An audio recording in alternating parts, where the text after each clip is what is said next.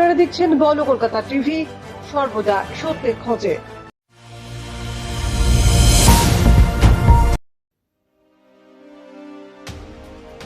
স্বর্ণ জয়ন্তীতে সেবার 50 বছর রামকৃষ্ণ বিবেকানন্দ মিশনের মহাযাত্রা। নমস্কার, বলো কলকাতা টিভি থেকে আমি পায়েল।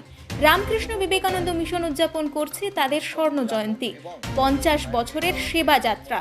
1976 সালে মহাকর্মযোগী শ্রী নৃত্যানন্দজি মহারাজ প্রতিষ্ঠিত এই মিশনের উদযাপন শুরু হয়েছে 2025 সাল থেকে, যা চলবে এবছরও।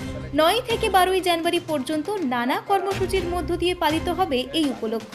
থাকছে স্বামীজির মূর্তি উদ্বোধন, স্বামীজির তিথি পুজো, 5000 জন ছাত্রকে নিয়ে জাতীয় যুব দিবসের র্যালি এবং সন্ধ্যায় ভজন সম্রাট অনুপ জলোটাজির ভজনানুষ্ঠান।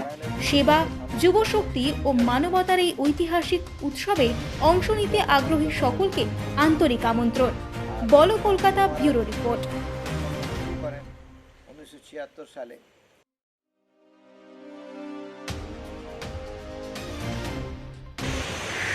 আপনি জেনে খুশি হবেন যে ব্যারাকপুর রামকৃষ্ণ বিবেকানন্দ মিশন তার সুবর্ণ জয়ন্তী উৎসব উদযাপন এবং স্বামী বিবেকানন্দের জন্মদিনে জাতীয় যুবদিবস উদযাপন করতে চলেছে। এই উদ্দেশ্যে অনেকগুলি অনুষ্ঠান এখানে হবে, যদিও এই বছর ধরে চলছে, 2025 সালে চলেছে, 26 সালেও চলবে। এবং আপনারা এই বিষয়ে জানুন, আমাদের সঙ্গে যোগদান করুন এবং স্বামী বিবেকানন্দের যে শিবজ্ঞানে জীব সেবার যে আদর্শ সেটা সর্বত্র ছড়িয়ে দিন। আমরা 10ই জানুয়ারি 50 জন নারায়ণের পুজো করব স্বামীজির জন্মতিথি পূজার দিনে, যেহেতু আমাদের 50 বছর পূর্তি চলছে বলে। আর নিত্যানন্দজি মহারাজ তিনি প্রতিষ্ঠান যখন শুরু করেন 1976 সালে, আমি যতদূর জানি তিনি নারায়ণ পূজা প্রায় 108 জন নারায়ণ পূজা দিয়ে শুরু করেছিলেন। তো আমাদের 50 বছর পূর্তিতে 50 জন নারায়ণের পুজো হবে। আর 12ই জানুয়ারি আমরা পুনরায় 5000 স্টুডেন্টকে স্বামীজির সাজিয়ে একটি শোভাযাত্রা করব চিড়িয়ামোড় পর্যন্ত। বেলা 9টায় শুরু হবে, 11টায় শেষ হবে। দুপুরে ভক্তরা প্রসাদও পাবেন। আর সন্ধ্যাবেলা অনুপ জলোটাজির ভজন আছে। অনুপ জলোটা একটা আধ্যাত্মিক জগতের বিরাট শিল্পী, সুতরাং তাকে আমরা ইনভাইট করেছি, তিনি আসবেন।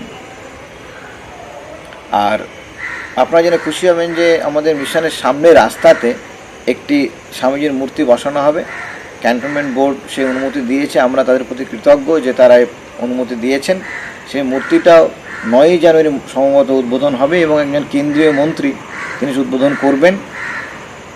এছাড়াও সামনে 18ই জানুয়ারি মহারাজজির ভান্ডারা, বার্ষিক ভান্ডার নরনারায়ণ সেবা জয়রামবাটিতে হবে। সুতরাং এই 2026 সালে আমরা সারা বছরটা বিভিন্ন অনুষ্ঠানের মধ্যে দিয়ে আমরা আমাদের সুবর্ণ জয়ন্তীকে উদযাপন করতে চাই। আর স্বামী নিত্যানন্দ মহারাজের যে শিবজ্ঞানে জীব সেবার যে কাজ সেটা আরও এগিয়ে নিয়ে যেতে চাই।